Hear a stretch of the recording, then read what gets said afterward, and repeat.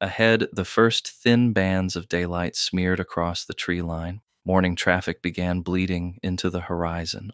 Oncoming headlights sliced through the dark, too bright, too frequent, artificial, nervous. Jeremy blinked, then again. The left lane was getting busy. Too busy. I'm not a therapist or anything. Jeremy gave him a look, sour, dry. I'm just saying, if you ever want to talk, I'm here, bro. The cab went quiet again, long enough for the road noise to feel louder than it should. I know, 'cause you're stuck with me another 16 hours. A wry grin crept in, just for a second. A blackbird cut across their path and struck the windshield with a wet thump, then bounced off and kept flying, wings jittering angrily. Damn! Again flinched. Jeremy just squinted. Tough little bastard. No idea where the hell it came from.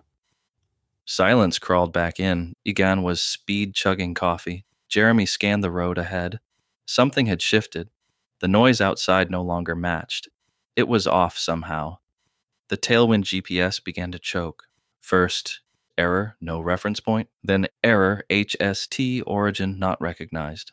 Finally, update pathway terminated. Current version newer. Current version newer. Newer than what? Jeremy grunted. Fantastic. Fucking tailwind! Egan muttered, flipping the unit off with 2 fingers. Last generation's tech today. Da. 10 miles out, the highway narrowed through a state-run way station, one of those aging concrete islands surrounded by digital signage and cameras that worked just well enough to get you fined. Jeremy rolled into the bay slow and steady, letting the trailer thrum over the sensor pads. Green light. Pause. Then red. That's not right. He tapped the dash like it might reconsider. Egan leaned over the console. Says we're overweight. Not possible. We dropped 3 pallets in Black River. Well, we gained something. Unless you're hiding lead bricks under the bunk. Jeremy stared out at the highway beyond the bay. They flagged it. We'll pull over after the bridge. Could be calibration. Could be tailwind being tailwind. Could be. Let's check it anyway.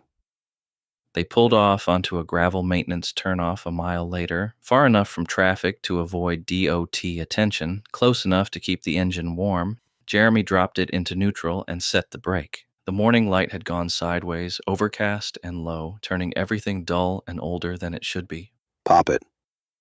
Egan climbed out, boots crunching over salt-pitted gravel. He unlatched the trailer door. The hinges screamed, but the sound felt half-muted, off somehow. Cold air spilled out, not fresh, not sharp, still and heavy with no movement beneath it. Inside, the trailer was nearly empty. 1 pallet remained, strapped to the wall in a heavy nest of E-clips.